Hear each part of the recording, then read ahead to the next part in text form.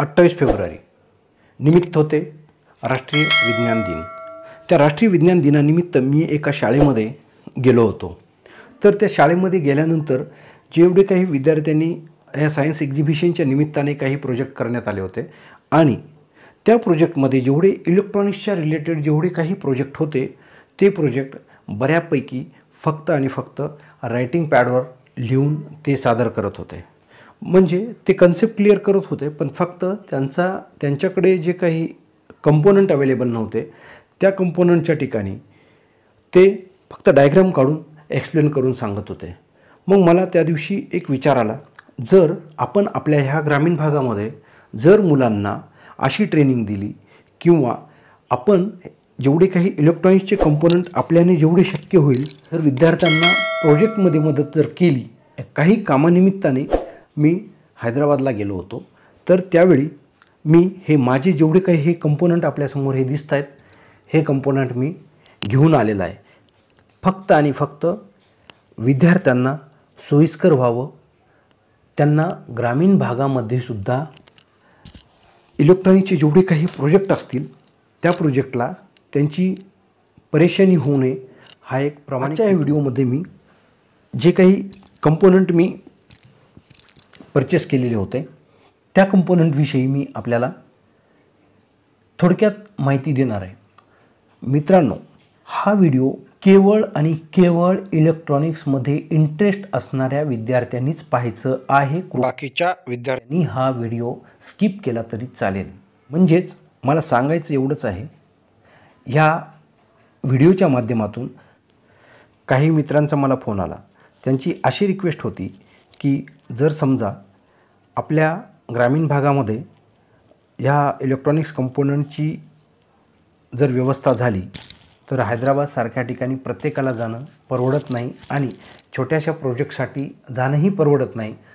तुम्ही जर अशा प्रकारचे जर व्हिडिओ बनवत असाल तर ह्यामध्ये एक भर म्हणून विद्यार्थ्यांना नॉलेज देता येईल म्हणून तुम्ही असे छोटे प्रोजेक्ट जे असतात, म्हणजे रेन डिटेक्टर असतील, बर्गलर अलार्म असतील, असे जे छोटे जे स्कूल लेवलचे जे काही प्रोजेक्ट असतात ते प्रोजेक्ट जर तुम्ही अवेलेबल करून दिलं आणि विद्यार्थ्यांना जर त्या पर्टिक्युलर प्रोजेक्टविषयी जर मार्गदर्शन केलं तर हे खूप चांगलं काम होईल असे काही मित्रांचे मला फोन आले। म्हणून एक माझ्या डोक्यामध्ये विचार आला की ते खरंच ते योग्यच सांगतात, म्हणून मी काही कंपोनंट घेऊन आलेले आहेत। ते कंपोनंट हे आपल्याला इथे दिसत आहेत। फक्त ह्या सर्व कंपोनंटची मी ब्रीफ डिस्कशन करणार आहे आणि जेव्हा एखादा प्रोजेक्ट डिटेलमध्ये देईल त्यावेळेस मी प्रत्येक प्रोजेक्टचा प्रत्येक कंपोनंट आणि त्याचं फंक्शन आपल्या स्कूलमध्ये जे जाणारे आहेत, शाळेमध्ये जे जाणारे विद्यार्थी आहेत, भले त्यांना इलेक्ट्रॉनिक्सचं नॉलेज जरी नसेल तरी अशा विद्यार्थ्यांनाही माझे व्हिडिओ पाहून त्यांना प्रत्येक गोष्ट समजून येईल, मी ह्याची गॅरंटी देतो। हा 8051चा मायक्रो कंट्रोलर बोर्ड आहे आणि ह्यावरती जो आहे तो मायक्रो कंट्रोलर आहे। हा छोटा एक मायक्रो कंट्रोलर आहे आणि हा मायक्रो कंट्रोलरचा बोर्ड।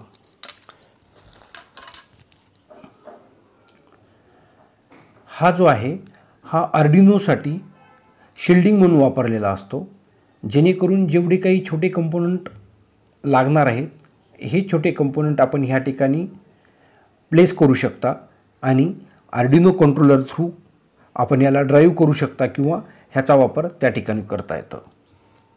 आणि हा जो आहे हा पण शिल्डिंगच म्हणून वापरलेला असतो। हा मोटर ड्रायव्हर विथ आर्डिनो ह्याच्यासाठी वापरलेला हा असतो। हा आहे PIR सेन्सर। त्यानंतर हे रजिस्टर्स आहेत, रजिस्टर्स वेगवेगळ्या प्रकारचे रजिस्टर्स पण घेतलेले आहेत। रजिस्टर हा झिनर डायोड आहे। रजिस्टर्स आहेत वेगवेगळ्या प्रकारचे रजिस्टर्स, जेणेकरून प्रत्येक कुठल्याही प्रकारचा जरी रजिस्टर आपल्याला हवा असेल तर तो आपल्या प्रोजेक्टमध्ये वापरता येईल, एवढा एक उद्देश आहे। आणि हा आहे ब्लूटूथ। जेव्हा प्रोजेक्टमध्ये वापरलेला असतो तेव्हा हा एक ब्लूटूथ ह्या महत्त्वाचा बोर्ड आहे। हा अल्ट्रासोनिक सेन्सर आहे। हा आर्डिनो प्रो मिनी। जेव्हा मला आर्डिनो प्रो मिनीची गरज का पडते, जेव्हा माझी जर रिक्वायरमेंट कमी पिनची असेल तर त्या ठिकाणी कमीत कमी पिनचा वापर करून अशा प्रकारच्या बोर्डचा वापर केलेला असतो।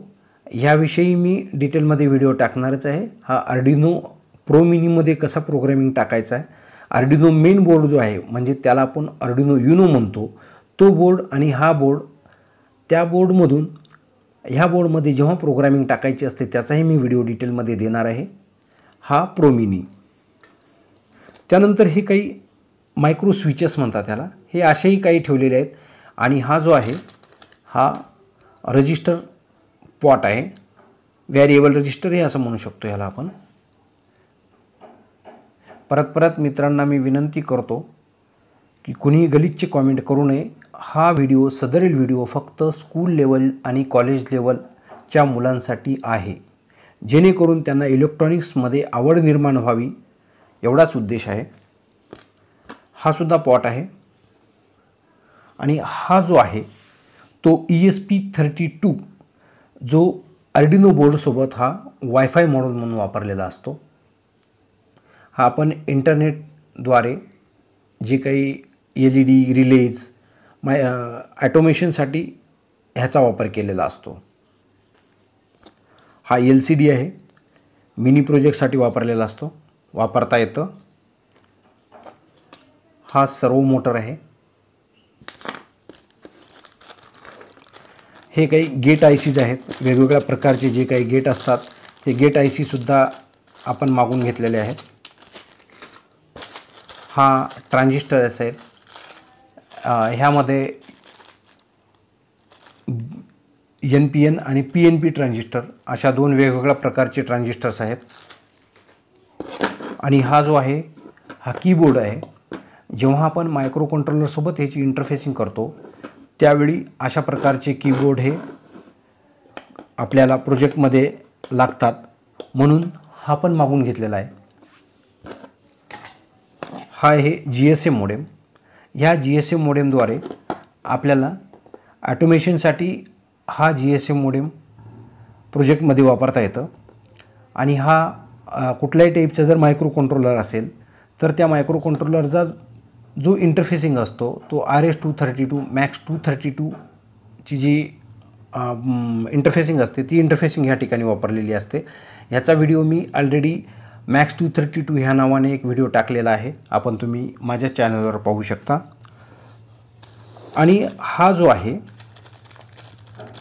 हा बोर्ड I2C प्रोटोकॉलसाठी वापरलेला असतो। आणि ह्याचा मेन फंक्शन म्हणजे जर सपोज LCDला मला कनेक्ट करायचा असेल तर हा LCD आणि हा इंटरफेसिंगचा जो बोर्ड आहे म्हणजेच हा I2C प्रोटोकॉल ह्याचा वापर करून मायक्रो कंट्रोलरला कनेक्टेड असतो। मायक्रो कंट्रोलरची कमीत कमी पिन कंज्यूम होण्यासाठी हा बोर्ड वापरलेला असतो।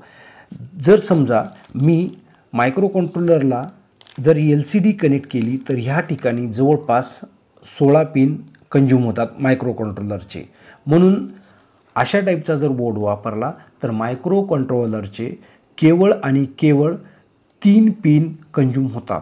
मग बाकीचे जेवढे काही पिन आहेत ते मायक्रो कंट्रोलरची बाकीची पिन आपण वेगळ्या फंक्शनसाठी वापरता येतात, म्हणून हा एक बोर्ड त्या ठिकाणी काम करत असतो। आता ही मॉस्किटो बॅटच्या रिलेटेड काही कॅपॅसिटर लागतात, ह्या कॅपॅसिटर मागून घेतलेले आहेत। हे स्विचेस आहेत आणि जे आपण प्रोजेक्ट करतोय स्कूल लेवलचे जे प्रोजेक्ट करतो त्यासाठी हा सर्वात महत्त्वाचा जो भाग आहे तो म्हणजे LDR, म्हणजेच ॲटोमॅटिक लाईट ऑन ऑफसाठी जे काही प्रोजेक्ट करतोय त्या ठिकाणी हा LDR वापरलेला असतो। हा पण ह्या ठिकाणी मागून घेतला आहे। आणि हे जे काही कनेक्टर्स आहेत, आता सध्या अशा टाईपचे कनेक्टर्स मार्केटमध्ये जास्त येत आहेत, म्हणजेच बॅटरी चार्जर आपण जेव्हा मोबाईल चार्जिंग करतो, मोबाईल चार्जर जे आहेत त्याला जे लागणारे कनेक्टर असतात हे अशा प्रकारचे असतात, म्हणून असेही काही त्या ठिकाणी मला व्यवस्थित वाटले म्हणून हे पण घेतलेले आहेत।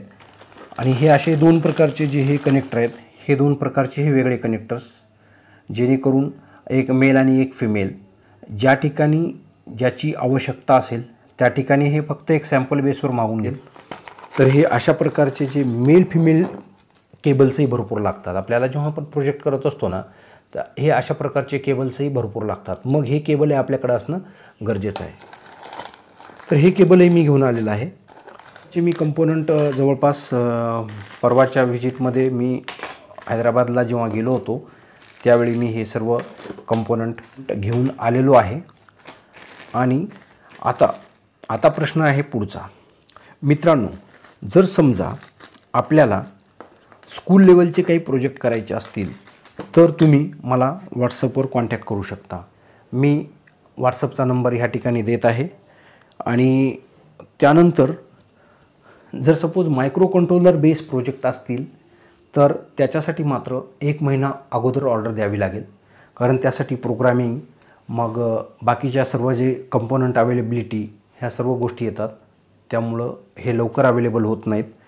आता माझ्याकडे जेवढे काही कंपोनंट अवेलेबल असतील त्या बेसवरती जर आपले काही प्रोजेक्ट असतील तर तुम्ही मला कॉन्टॅक्ट करू शकता. आणि विशेषतः जे स्कूल लेवलचे आहेत, कॉलेज लेवलचे आहेत, त्यांच्यासाठी जवळपास सर्व कंपोनंट माझ्याकडे उपलब्ध आहेत. समजा एखादा कंपोनंट नसेल तर त्याचा रिप्लेसमेंट जो असेल तो रिप्लेसमेंट आपण घेऊ शकतो. एक उदाहरण ह्या ठिकाणी मी देतो.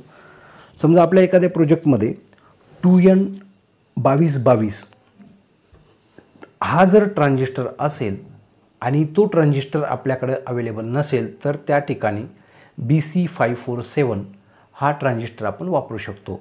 असं रिप्लेसमेंट माझ्याकडे जेवढे काही उपलब्ध आहेत त्या उपलब्धतेनुसार मी प्रोजेक्ट आपल्याकडं करून देण्यासाठी तयार आहे. आणि सर्वात महत्त्वाचं एक विशेष म्हणजे सांगायचं असेल तर मित्रांनो, एक गोष्ट मला सांगायला आनंद होत आहे. ह्यानंतर जे स्कूल लेवलचे जे काही प्रोजेक्ट असतील ते प्रोजेक्ट मी यूट्यूबच्या माध्यमातून आपल्याशी शेअर करणार आहे. आणि त्या प्रोजेक्टची जी काही प्राईस असेल त्या प्राईससाठी मात्र आपल्याला व्हॉट्सअपवरच कॉन्टॅक्ट करावा लागेल. आणि तो जो रिलेटेड प्रोजेक्ट असेल तो मात्र यूट्यूबवरती सर्व एक्सप्लेनेशन आणि इलेक्ट्रॉनिक्सचं सर्किट अरेंजमेंट हे त्या ठिकाणी देण्यात येईल. प्रोटोटाईप मात्र आपल्या स्वतःलाच तयार करावं लागणार आहे.